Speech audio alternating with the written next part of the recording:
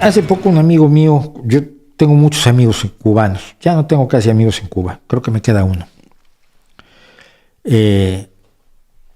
Pero varios de mis amigos cubanos me han hablado de lo que está pasando en Cuba desde el 11 de julio, desde que se iniciaron las protestas que han sido aplastadas brutalmente por el gobierno cubano, y por supuesto acusando a todos los que participan en las protestas de ser deshonestos, es decir, de ser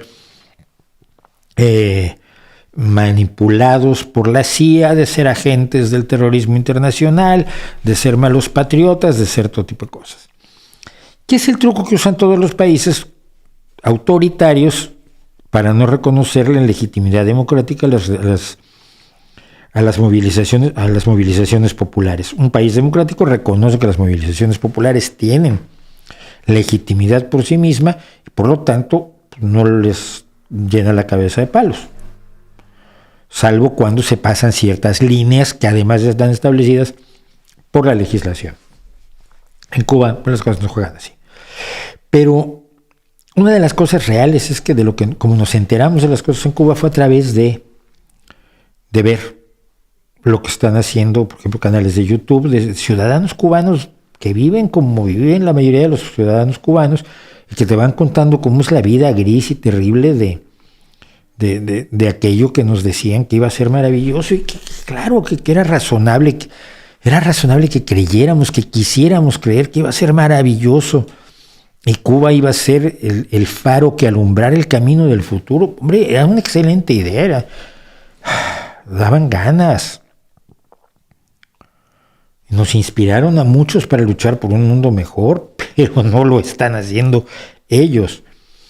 Y se acaba de hacer un decreto ley número 35 que fundamentalmente reprime toda disidencia por Internet.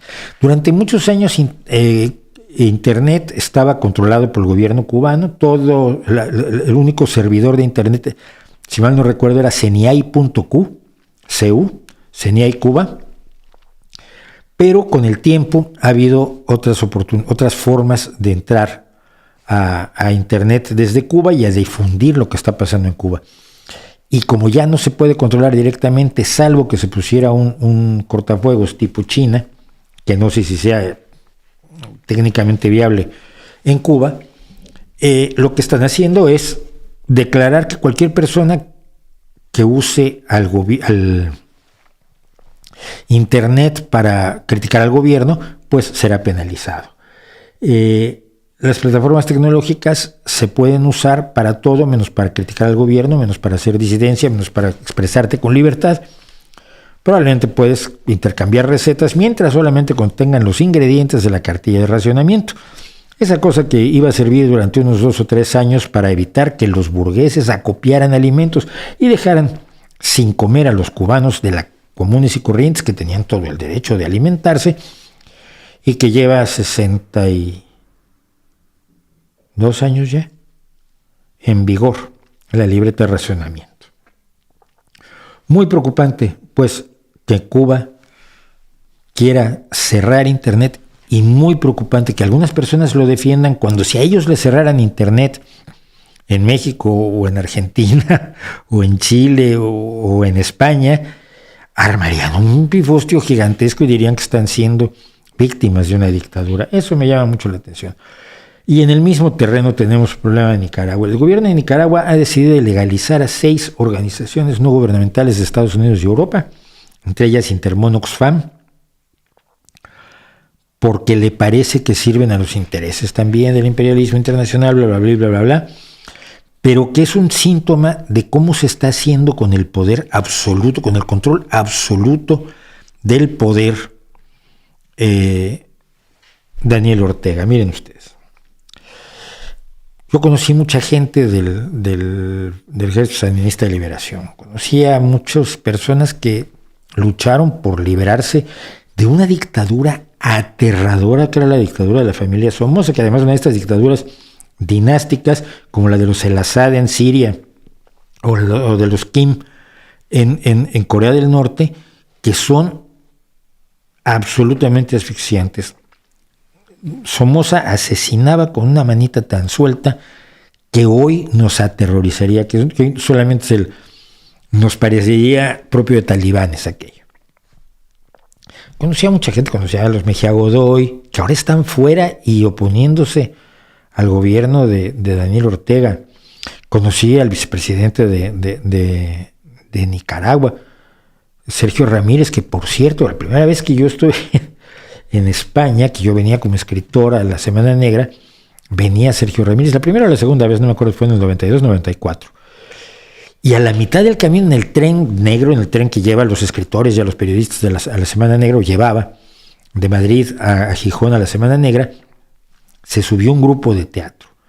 Y yo fui corriendo con el grupo de teatro y les dije, miren, ustedes jueguen, hagan chanzas y hagan el chorras y búrlense de todos, menos de ese señor que está allí, porque aparte de ser novelista, es el vicepresidente de Nicaragua. Nunca lo debía haber hecho. Lo primero que hizo la primera actriz fue irse a sentar en las piernas. Afortunadamente Sergio Ramírez lo tomó con toda la tranquilidad del mundo. Sergio Ramírez también está en la oposición. Es decir, no podemos decir que ponerse a Ortega sea una cuestión de derecha cuando están allí personas como Sergio y como los Mejía Godoy. Yo conocí gente que se la jugó por liberar a Nicaragua y es aterrador, verdaderamente aterrador ver que hoy el que era el líder de aquella gesta, de aquella lucha tan noble contra la dictadura y que luego tuvo que luchar en contra de la intervención estadounidense a través del financiamiento de los contras, para lo cual Estados Unidos traficó con drogas en un episodio verdaderamente vergonzoso, motivado por Ronald Reagan, donde para darle dinero a los contras se traficaba con drogas, y se logró pues vencer a aquellos contrarrevolucionarios para luego instaurar una democracia medianamente funcional que desgraciadamente tuvo como prolegómeno el que la salida de los sandinistas implicó que los sandinistas se robaran todo lo que pudieron